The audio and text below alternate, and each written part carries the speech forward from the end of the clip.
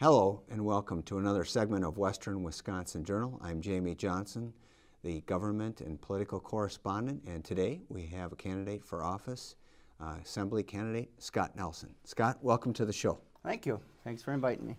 All right, Scott. Well, let's start first of all telling folks, this is the 30th Assembly District we're talking about, and these are 2-year terms.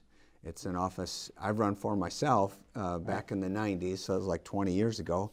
But I think we start with who you are as a person. So tell us a little bit about your family and your tenure in the district. Okay. Well, I graduated from Stoughton High School back in '84. A couple weeks after that, I joined the United States Air Force. I wanted to go into pro umpiring school to be a pro umpire, but I didn't really want to do college because I wanted to learn a trade, and I figured while I'm in the military I can learn a trade. Plus my main goal was to go into pro umpiring school.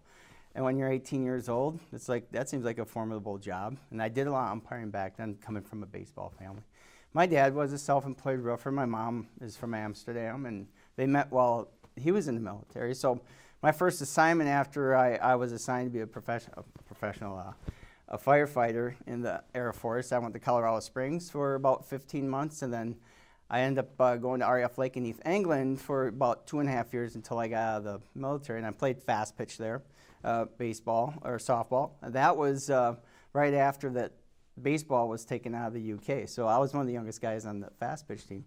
So I got out of the military at about 22, and I roofed with my dad for a couple of years, but 2 weeks after I got out of the military, I met my girlfriend then, who's my wife, Erica now. We've been married ever since. And Erica's in political office herself. Yes, she's the register and probate and the clerk of juvenile court, and I always kind of joke around with people. I think she's probably one of the best in the state, but there's not too many people that squawk at that, so what the heck. But she's very good at her job. And here in St. Croix County, we should emphasize that. Right in St. Croix County. So how long have you guys lived in St. Croix County?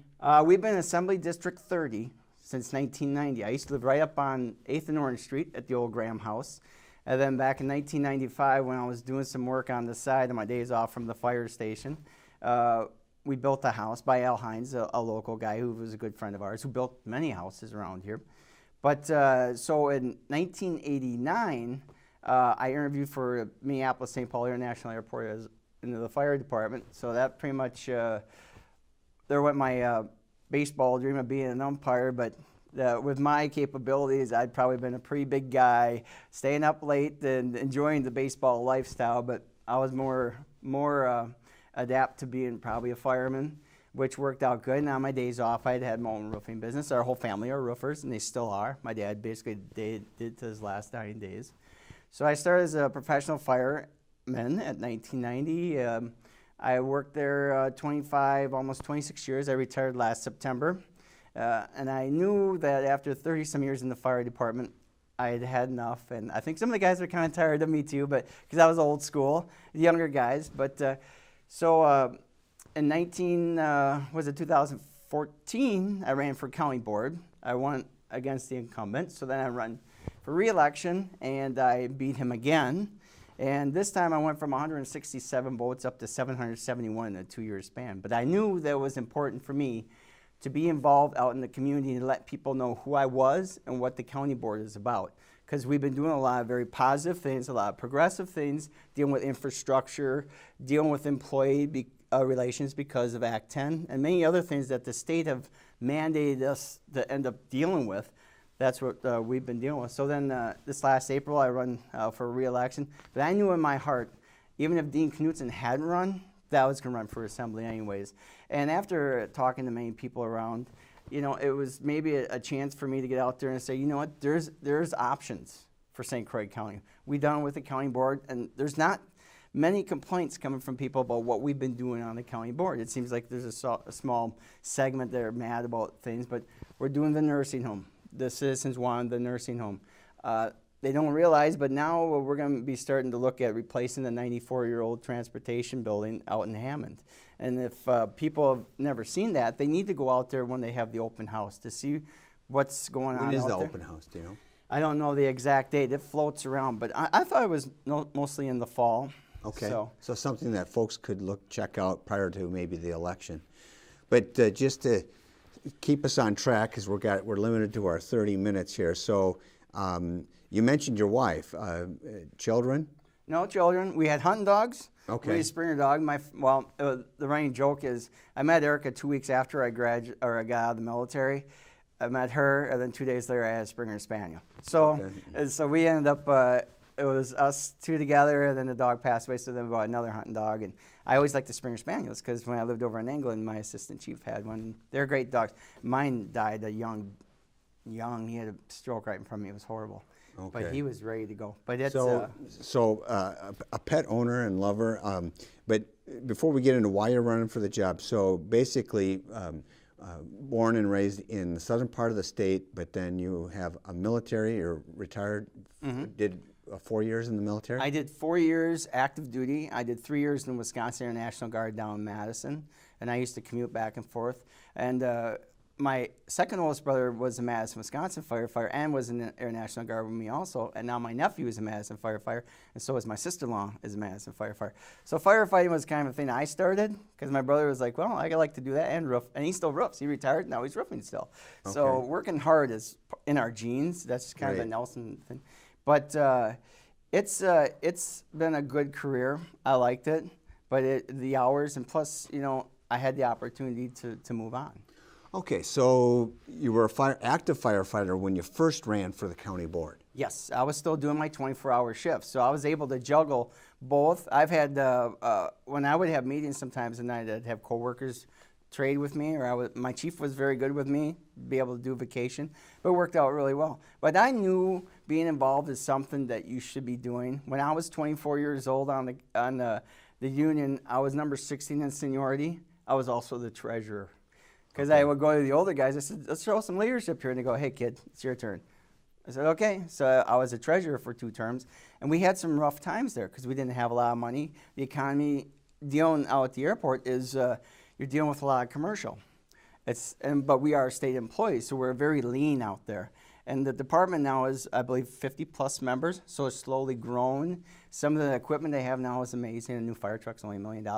And, it's just amazing. But I lived through all those stages, and then when I turned the ripe old age of 50, I says, it's somebody else's turn, and they have a lot. So of you are guys. 50 years old, retired from firefighting, but so a history of public service as a profession. Dabbled in the athletics and the umpiring. You still did officiating even while you were a firefighter. Yeah, too. I'm doing it to this day. I worked at Central Plains National Regional up in Fargo, North Dakota 3 years ago, and I broke my foot. It was like 3 years ago. So is this mostly baseball, or do you do Legion other? baseball? Yep, Okay. It's Legion baseball. I do varsity baseball. I do mostly over in Minnesota. I work with Northwest Umpires. So we have gentlemen that work from Big Ten all the way down to just freshman umpires. There's about 130 of us. And there's an evaluation process to get in. And they're actually starting to work more jobs over here in Wisconsin. But I work the amateur ball too. So I did like opening night this year for New Richmond and River Falls, down River Falls. Now, did you come from a political family, your folks or your brothers and sisters or anything? No, my dad was pretty pro-labor. He's a self-employed roofer. I grew up right across the street from Stoughton Trailers. We're about as blue-collar as it was, but it was never a union job back then. My brother worked at Janesville in the UAW. He was a union guy there. So was my brother. So yeah. Oh, really? Yeah. So yeah, and it was crazy because when I was home on leave, my brother was working there. He took me for a tour there, and it was amazing. What was even crazier is when I was younger, we took a field trip there, and the automation was just amazing. And I think that was a huge loss for Janesville because my friends lived down around Janesville area. And it just didn't seem like it rebounded yet because those were some. Well, you're talking about having a history, obviously working hard, varied interests, but to attain leadership positions, you got to work hard and do that, and you got that value from your father. It sounds like so. Obviously you're running as a Democrat for this seat. So tell us a little bit about your core personal values. What makes you a Democrat versus running as a Republican in this district? Well, I'm pro-labor. I'm huge with the middle class. What you're brought up with is usually who you are, And I've worked hard. My wife has worked hard. My family worked hard. But I learned a lot from my dad because, even when we didn't have a lot, he wasn't afraid to help out. You know, he coached baseball for many, many years. And you know, when you come from a blue collar town and some kids' dads aren't around that much because they're working like maybe the night shift at Uniroyal, or my dad has to pick them up to do baseball, you learn that and it's instilled in you. And I also think that the middle class, we need more voices. We just can't sit back there and keep taking what's going on. We need to be, you know, out there and say, you know what, we do have a voice, and it's so unbalanced right now. Balance is not a bad thing. It keeps everybody kind of checking each other out a little bit, and it's not happening right now. And the main thing. And why do you feel like it's not happening? Because I don't think a lot of people are educated on what a lot of the issues are or what's happening. Some of the behind the scenes things. One of the main things I'm so proud of as far as being on the county board is we're being as transparent as possible. We're doing all our meetings except for transportation committee and a couple of subcommittees. They're on video. You can see what's going on. You don't have to be thinking that some shenanigans are going on. Sometimes it feels like shenanigans are going on and the cameras are on. But that's being open and fair. And the one thing I liked about, and you live in the district, that if people have questions, they're not afraid to come up and ask me. Because And the area that you represent now on the county board is basically kind of the western part of the town of Hudson. Yeah, and it's where a it borders the city. Yes, it's a very conservative area. It's one board member actually said to me, he goes, what I've done twice there to win there, it's pretty amazing considering a lot of what my core values are. But I said to him, I says, but I'm being honest. And I have not changed that approach since the day I walked into that first county board meeting. What I said I was going to do on my first campaign, what I said I was going to do on my second campaign, I followed through on that. I haven't wavered. And I've learned to. It kind of sounds weird. I really like the people on the county board because I know what they're doing because I'm part of it, and I know what it takes. It takes, and people say, well, you guys make a lot of money. No, you don't. You don't make, you know it as well as I do, money-wise. It's not about money. It's about what you're doing, to make where you live better. And I always feel that people should have a fair shot. It doesn't matter if you're making millions of dollars or if you're the lowest on the totem pole. Right. We're all in this together. This should, just like any sport, the United States, St. Croix County, Hudson, St. Joe Township, Troy Township, we're all in this together. And the divisiveness doesn't help. It doesn't at all. And all it does is it draws each other apart more. And Okay. So I assume that maybe your leadership in the union is one of the things that also caused you to seek maybe elected public service, running for the school or running for the county board. Right. And then, so what are some of the things in your 2+ years now on the county board that you're most proud of? We're doing the $8.1 million infrastructure upgrade for the 911 that has been done for years.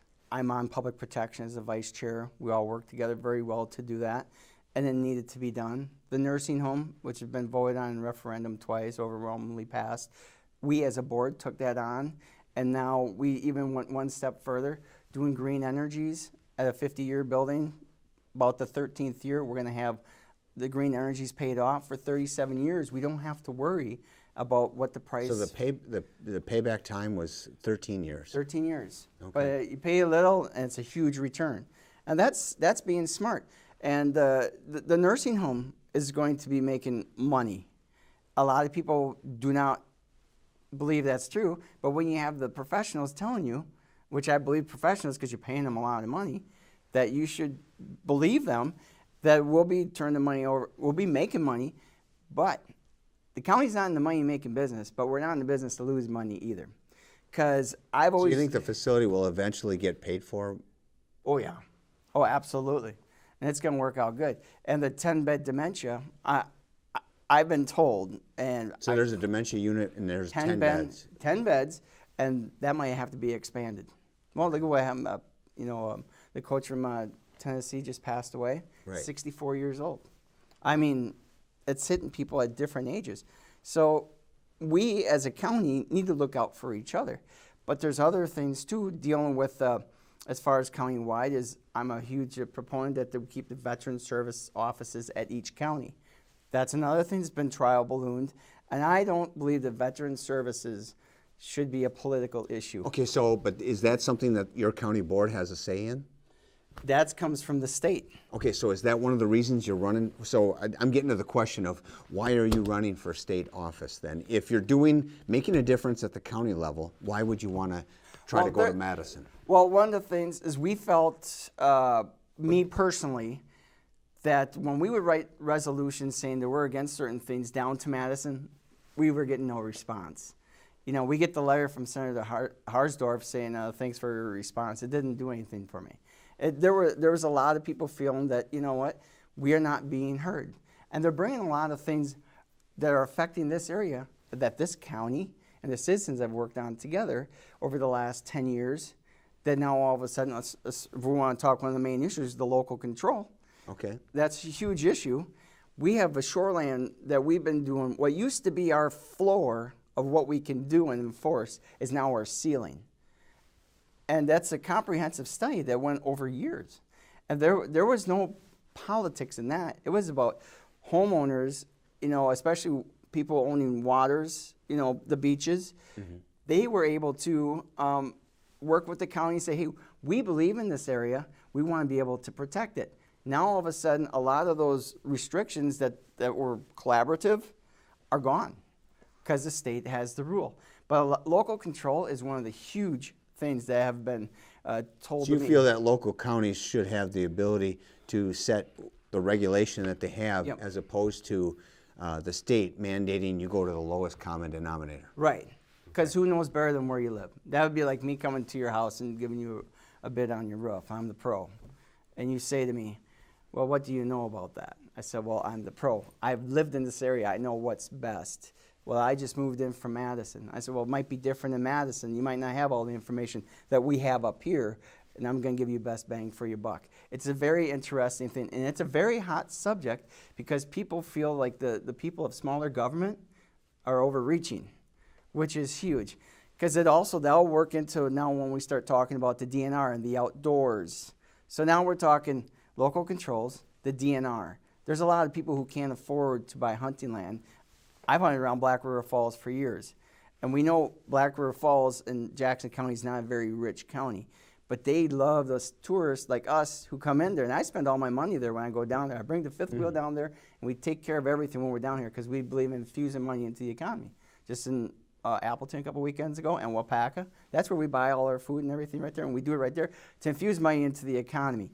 But the DNR being downsized, and I've talked to a lot of people, even when I'm out doing county board, knocking on doors, which I did 500 plus in about a month and a half.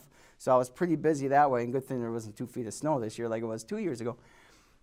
That was one of the biggest issues too, was the DNR, local control, and there's many veterans.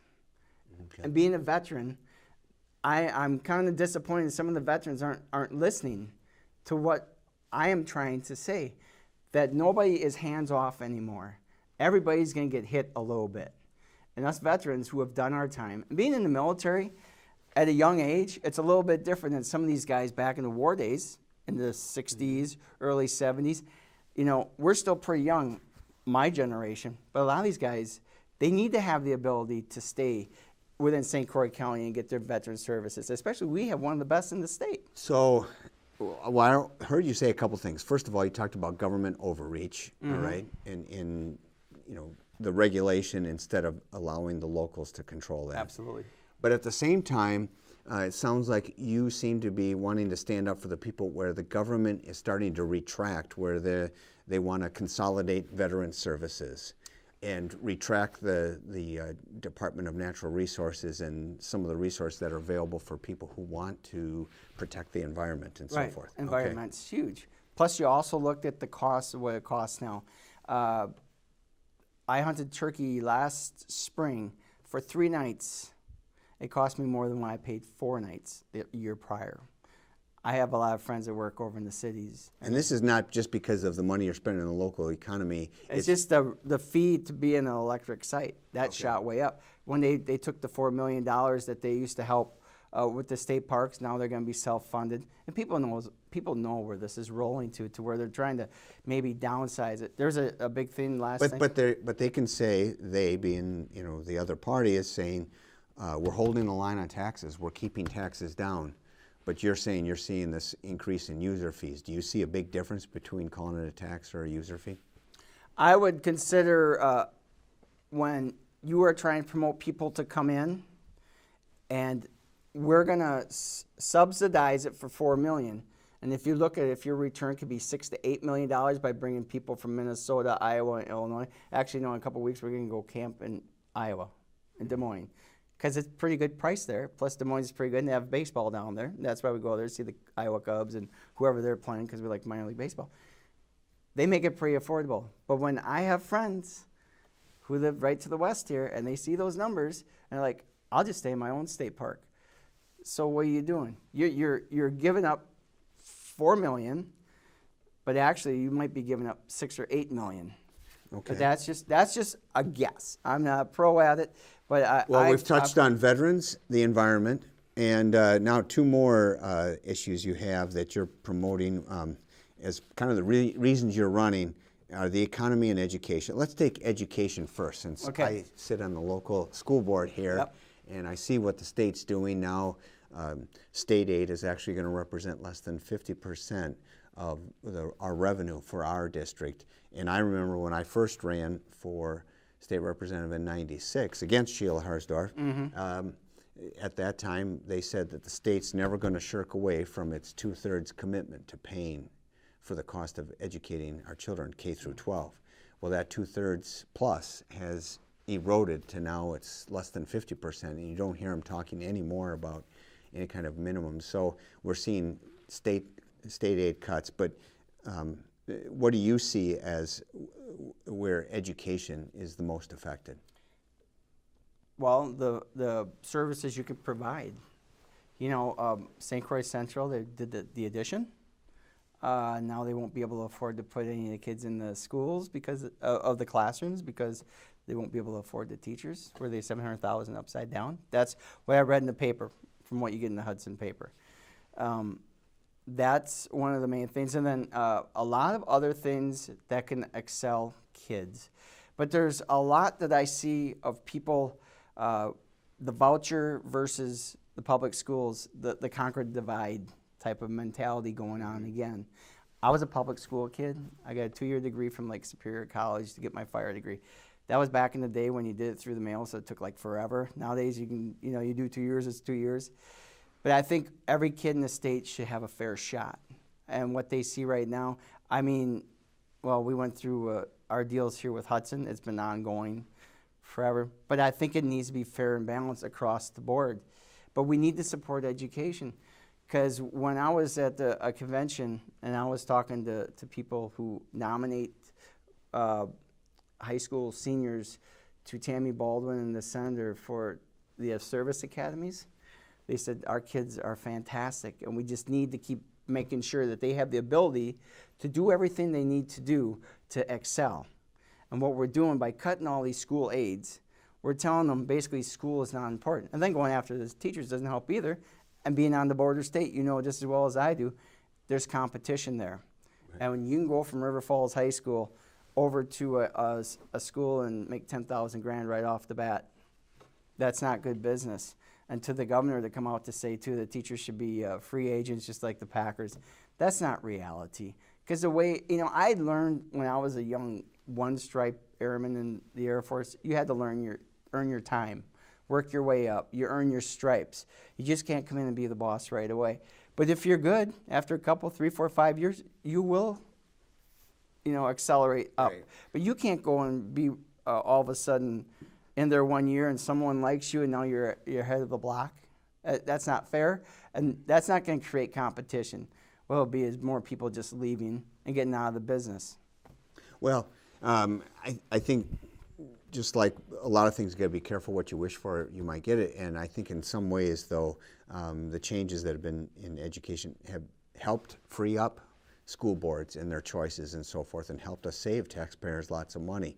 But when it comes to teachers being free agents, governor may think that's a good thing.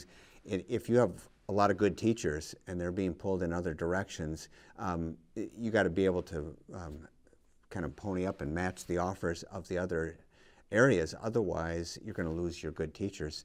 What we don't want is a mentality that teachers are a dime a dozen. I think they're No, a that's profession horrible. just like firefighters.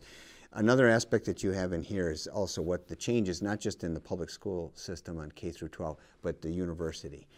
Our university system in Wisconsin is something that we're quite proud of, being affordable for blue-collar, working-class families that you come from and that I come from.